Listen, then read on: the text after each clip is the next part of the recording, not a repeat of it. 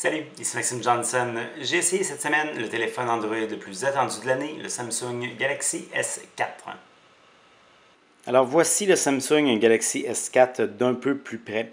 Écoutez, ceux qui ont déjà vu le Samsung Galaxy S3 vraiment sont en terrain connu. C'est vraiment un appareil qui ressemble comme deux gouttes d'eau à son prédécesseur. Évidemment, ils ne sont pas complètement identiques, il y a quand même des petites différences entre les deux appareils. Premièrement, l'écran est un petit peu plus grand avec ses 5 pouces. C'est aussi un appareil qui est donc un peu plus mince et surtout plus léger. Donc, c'est un design amélioré par rapport au Samsung Galaxy S3, mais c'est quand même là, un design qui est dans la même famille. Donc, si vous voulez qu'on parle un petit peu de l'extérieur, alors qu'est-ce qu'on a?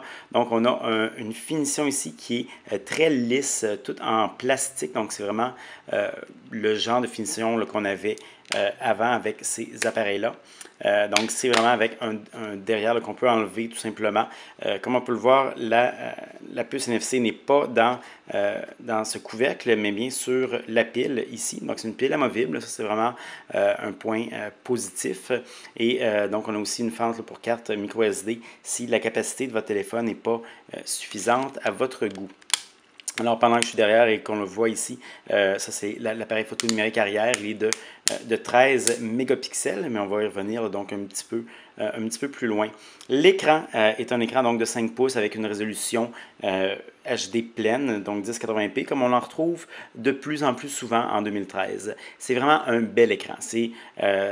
Tout est très, très, très clair, net, précis. Vraiment, des fois, on dirait, je ne sais pas si vous avez déjà été dans une boutique de téléphone, mais on voit des fois là, des modèles avec des écrans un peu là, de papier. Donc, c'est une page magazine qui est imprimée pour montrer c'est quoi, mais dans un faux appareil. Écoutez, on a quasiment l'impression que c'est ça, tellement tout est clair, tellement tout est net et précis. C'est vraiment comme si c'était imprimé là, plutôt qu'un écran. C'est très beau. Donc, il y a d'autres appareils qui offrent des beaux écrans comme ça. Je pense entre autres au HTC One. Je vous dirais que l'écran donc du Samsung est peut-être un petit peu des couleurs peut-être un petit peu plus saisissantes, donc un petit peu plus saturées comme on le voit ici.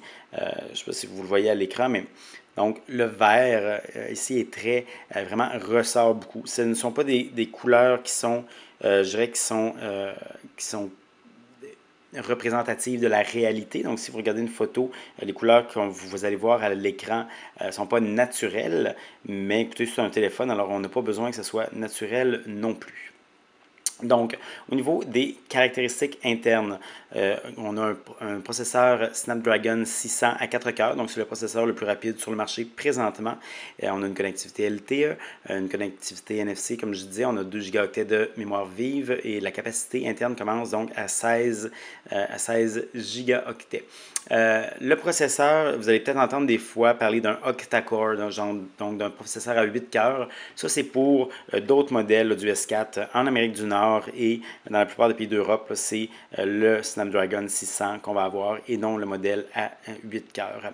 Donc, ce sont pour les caractéristiques internes. Ces caractéristiques-là permettent à l'appareil d'être vraiment d'être très rapide. Là. Tout est d'une fluidité là, absolument incroyable. Chaque logiciel fonctionne bien et bien honnêtement, d'après moi, même dans 2-3 ans, ce téléphone-là va encore être rapide. Là, je ne m'en inquiéterai pas du tout pour ça. Donc, c'est un appareil qui, comme je disais, qui était très efficace.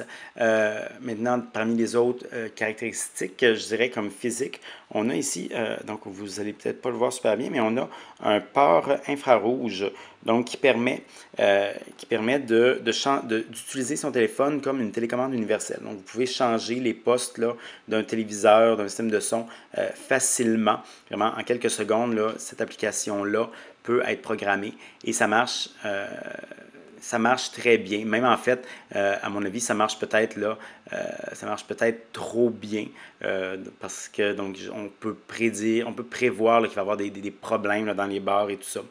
D'ailleurs, l'application de télécommande universelle, je trouve, est peut-être un petit peu plus jolie même que celle là, que HTC avait dans son appareil. Mais bon, donc c'est quand même un petit ajout.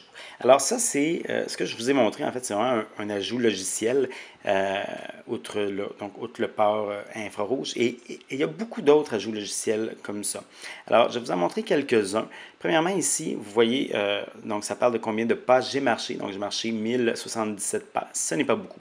Alors, ça, c'est un élément d'une application qui s'appelle S-Health, donc S-Santé. Alors, S-Santé nous permet vraiment de gérer nos dépenses d'énergie, donc ce qu'on a marché, ce qu'on a couru, le sport qu'on a fait et autres. Et ça nous permet de faire aussi un suivi alimentaire. Donc, on peut prendre en photo tout ce qu'on a mangé. On peut ajouter à la main, c'était quoi, pour calculer le nombre de calories. Pour l'instant, donc, ce n'est que ça. Éventuellement, Samsung va lancer aussi différents accessoires pour voir si on dort bien, pour mesurer plus précisément le sport qu'on fait et tout ça. Écoutez, c'est correct, c'est pas mal comme application, mais c'est pas, moi, ça me semble pas toujours très, très précis, de un. Et donc, de deux, le processus pour entrer sa nourriture, c'est pas quelque chose qui est très efficace. C'est quelque chose qui est, par définition, là, super approximatif. Donc, est-ce que c'est vraiment utile? Je vous laisse le soin de le dire. Alors, on a d'autres logiciels, entre autres, donc ici le Samsung Hub, c'est tous les services de Samsung, par exemple les jeux, les livres, les vidéos qu'on peut louer, qu'on peut acheter par Samsung directement. Ça n'ajoute pas vraiment rien par rapport à la boutique Play. Donc, moi, je ne vois pas ça comme étant un avantage. On a donc différentes applications incluses comme S-Travel aussi. On a aussi donc Album d'art pour faire des albums photos. C'est des petites affaires intéressantes, mais bon, que vous pourriez retrouver aussi là, dans la boutique Play Store. On a une qui peut-être plus original ici, c'est ce qu'on appelle Group Play. Alors, Group Play permet, là j'ai juste un téléphone, mais je peux rejoindre ce téléphone-là avec d'autres appareils. Et on peut s'en servir pour, par exemple, partager de la musique, même avoir un appareil qui joue le haut-parleur droit et l'autre le gauche. On peut aussi avoir jouer à des jeux en réseau, mais sans connexion Internet, donc seulement par le port Wi-Fi, donc une connexion locale Wi-Fi. Alors ça, on peut imaginer des cas où ça pourrait être utile, sauf qu'il n'y a pas tant d'applications que ça qui sont compatibles. C'est seulement les applications de Samsung, celles proposées par Samsung. Une autre nouveauté ici, logiciel, c'est S-Traducteur. Donc, ça vous permet d'écrire un texte ou encore de dire un texte et de le traduire. Donc, si je peux dire, par exemple, expression française. Bon, mon Wi-Fi n'est pas branché. Bonjour, ceci est un test. Et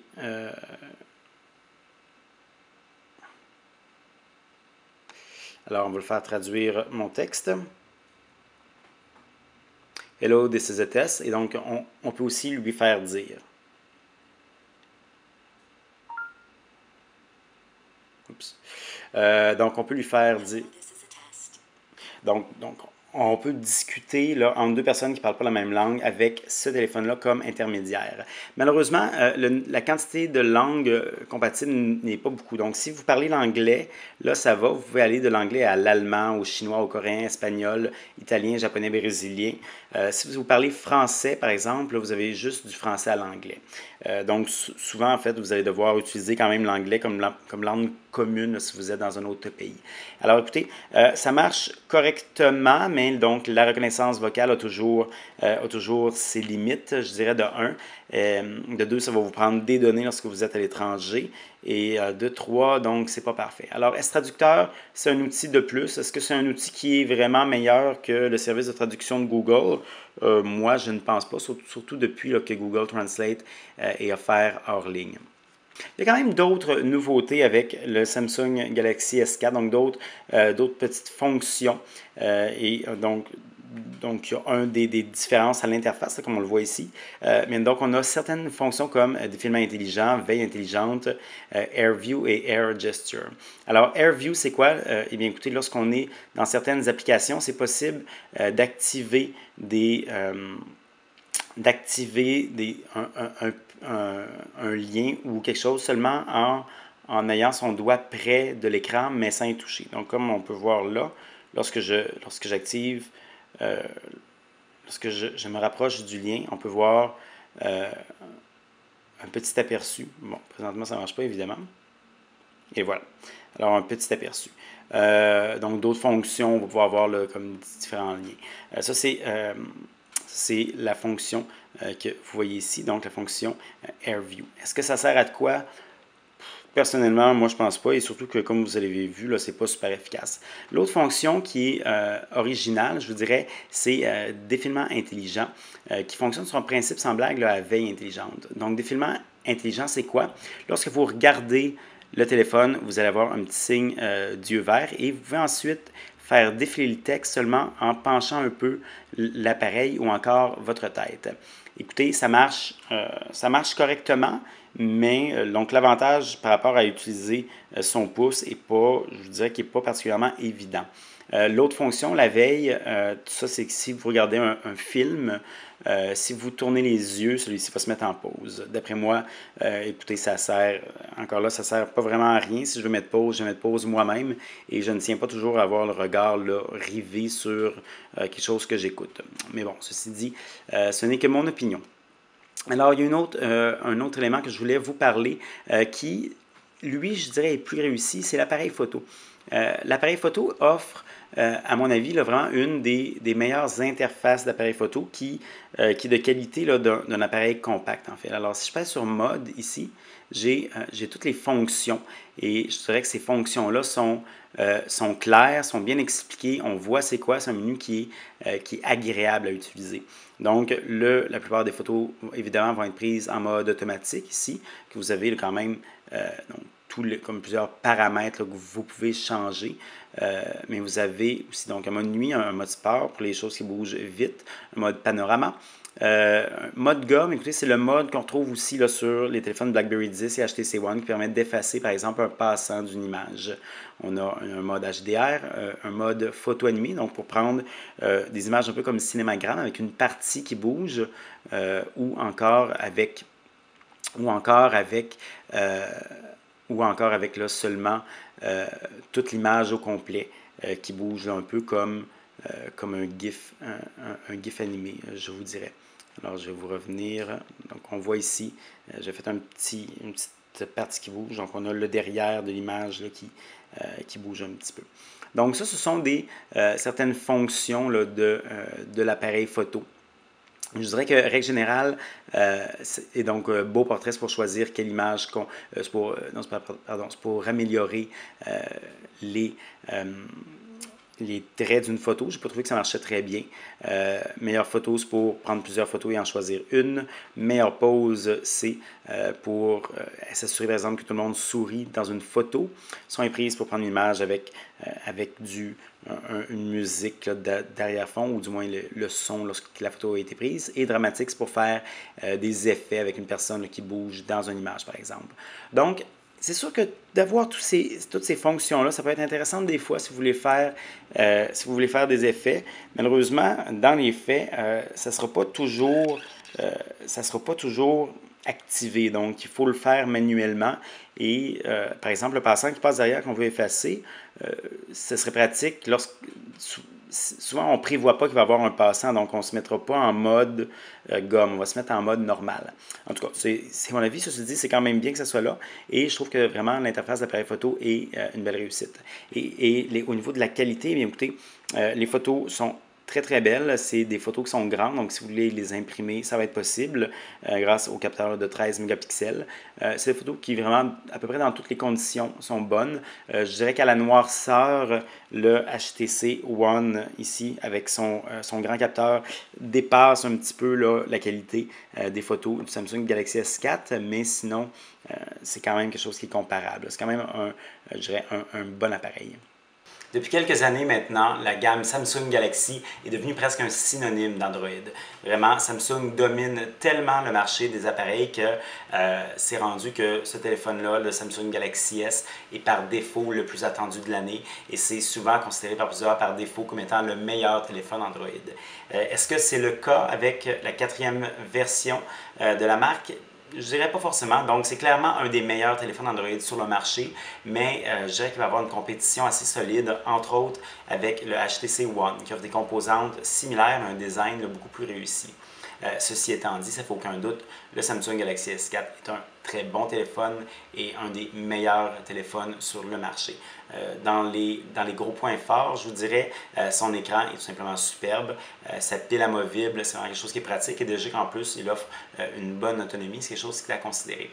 Dans les points plus faibles, écoutez, le design, comme j'ai dit, c'est pas très joli, c'est plus ou moins inspiré en fait. Je trouve qu'il y a d'autres appareils sur le marché là, qui sont de loin supérieurs au S4 par rapport à leur design. Autre petit point négatif, donc j'en ai deux autres. Premièrement, le logiciel. Je trouve que des fois, ça manque un peu de finition. J'ai l'impression qu'il y a des applications qui sont là, des services qui sont là, qui marchent plus ou moins bien, qui ne sont pas intégrés partout. Et donc, ce n'est pas des choses qui vont être utilisées beaucoup. Ceci dit, c'est pas très grave parce que dans le fond, s'il y a une application que vous ne servez pas, bien vous n'en servez pas, puis ça ne nuit pas à votre expérience. Là. Mais clairement, c'est quelque chose que je crois qui pourrait potentiellement être intéressant, mais qui devrait là, être peaufiné pour les prochaines générations. L'autre point négatif, bien écoutez, ça c'est pas de la faute à Samsung, mais l'appareil est assez cher. Donc au Canada, les opérateurs le vendent à 200$ avec une attente de 3 ans, ce qui est là, 50$ de plus que l'HTC One, 20$ de plus que l'iPhone 5. Et pour être franc, il n'y a pas vraiment de raison là, qui justifie ce prix plus élevé-là. Donc moi, je trouve que c'est quelque chose qui est dommage, mais bon, c'est pas de la faute à Samsung non plus. Pour avoir plus d'informations sur le Samsung Galaxy S4, je vous invite à consulter mon site web maximejohnson.com/techno.